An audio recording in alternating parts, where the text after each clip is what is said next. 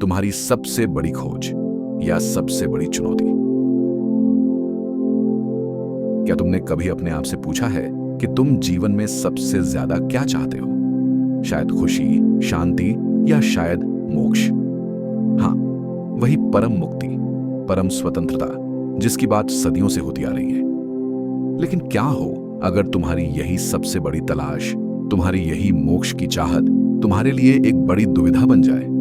क्या हो अगर जिस चीज को तुम पाने के लिए जी जान लगा रहे हो वही तुम्हें असली शांति से दूर ले जा रही हो? आज हम एक ऐसे ही गहरे मनोवैज्ञानिक और आध्यात्मिक विरोधाभास पर बात करेंगे जो अक्सर उन लोगों को उलझा देता है जो जीवन के सबसे गहरे अर्थ की तलाश में होते हैं।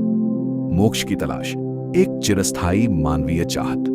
सदियों से इंसान ने हमेशा मुक्ति, निर्वाण, मोक्ष या एनलाइटनमेंट की तलाश की है। हर संस्कृति, हर धर्म ने इस परम अवस्था को पाने के अलग अलग रास्ते बताए हैं।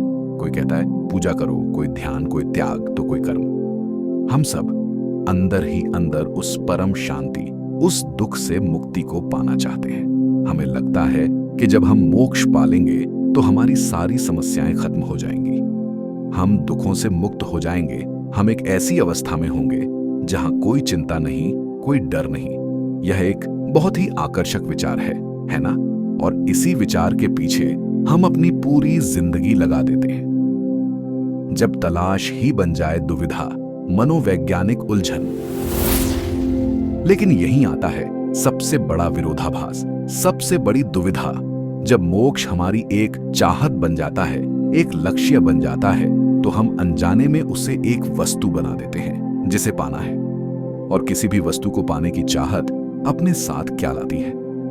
असंतोष। जब तक वो चीज नहीं मिलती, हम असंतुष्ट रहते हैं। मोक्ष की चाहत भी हमें लगातार यह एहसास कराती है कि मैं अभी वहां नहीं पहुंचा हूं। यह असंतोष ही शांति का सबसे बड़ा दुश्मन है।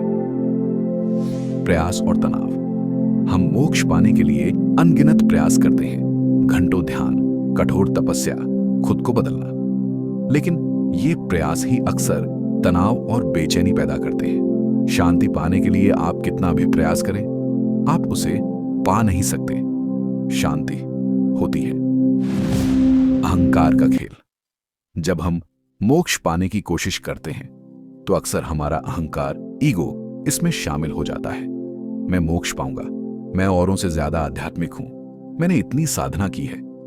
यह अहंकार ही हमारी सबसे बड़ी बाधा बन जाता है, क्योंकि मोक्ष तो अहंकार के गलने पर ही मिलता है।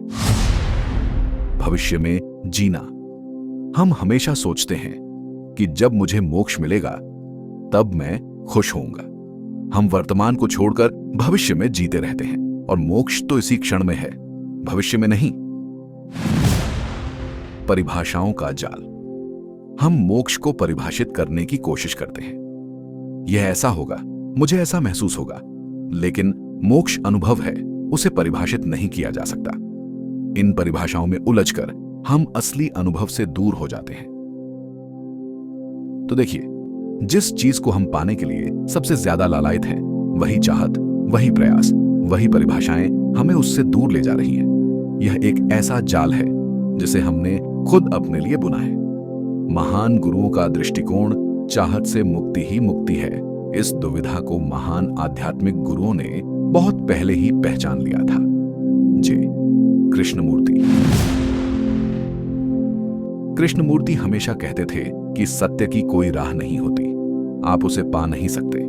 जैसे ही आप उसे पाने की कोशिश करते हैं, आप उसे खो देते हैं। उनके लिए मोक्ष या मुक्ति तब मिलती है जब मन पूरी तरह से शांत और सभी चाहतों से मुक्त हो जाए। जब पाने की चाहत ही खत्म हो जाए, तब जो बचता है वही मुक्ति है। बुद्ध ने अनासक्ति, नॉन अटैचमेंट पर जोर दिया। उनका मार्ग इच्छाओं से मुक्ति का मार्ग था। मोक्ष या निर्वाण तब मिलता है जब आप सभी इच्छाओं और आसक्तियों से मुक्त हो जाते हैं। मोक्ष को पाने की इच्छा भी एक इच्छा ही है, और यह भी एक बाधा बन सकती है। ओशो ने भी कहा कि आपकी तलाश ही आपकी बाधा है। जब तक आप कुछ खोज रहे हैं, तब तक आप तनाव में हैं। शांति तब मिलती है जब आप खोजना बंद कर देते हैं। उनके लिए आत्मसमर्पण, सरेंडर का भाव ही मुक्ति का मार्ग था। जहां आप अपने प्रयासों और चाहतों को छोड़ देते हैं। ये सभी गुरु एक ही बात पर जोर देते हैं, मोक्ष कोई लक्ष्य नहीं है जिसे पाना है, बल्कि यह एक अवस्था है जिसमें होना है।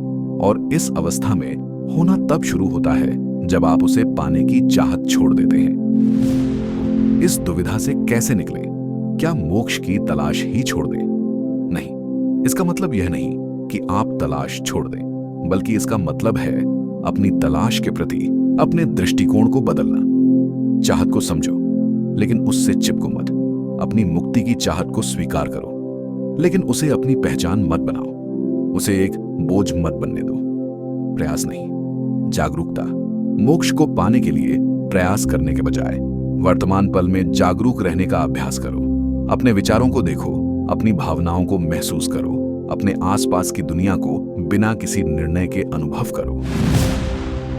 स्वीकार्यता जो है उसे स्वीकार करो।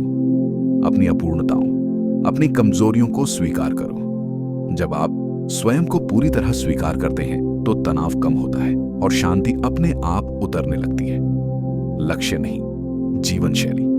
मोक्ष को एक दूर का लक्ष्य नहीं, बल्कि एक जीवन शैली बनाओ। हर पल में शांत रहने का अभ्यास करो। हर कार्य में ध्यान लाने की कोशिश करो। अहंकार को पहचानो। जब भी अहंकार मैं मोक्ष पा रहा हूं की सोच लाए, तो उसे पहचानो और उसे छोड़ दो। याद रखो, मोक्ष कोई ऐसी चीज नहीं जिसे तुम पालोगे। यह तुम्हारी अपनी स्वाभाविक अवस्था है जो पहले से ही तुम्हारे भीतर मौजूद है।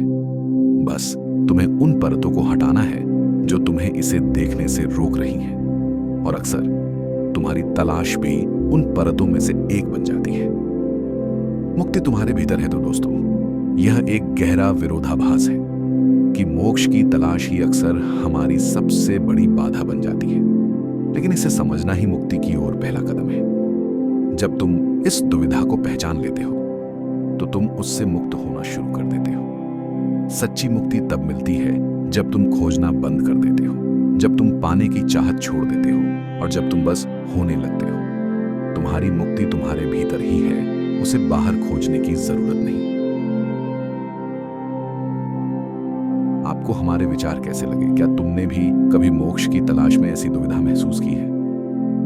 हमें कमेंट सेक्शन में अपने अनुभव और विचार जरूर बताएं। अगर तुम्हें यह वीडियो पसंद आया और इसने तुम्हें सोचने पर मजबूर किया तो इसे लाइक करें, अपने दोस्तों और परिवार के साथ शेयर करें और हमारे चैनल को सब्सक्राइब करना बिल्कुल न भूलें, ताकि तुम ऐसे ही और गहन और दिलचस्प कंटेंट देखते रहो। धन्यवाद।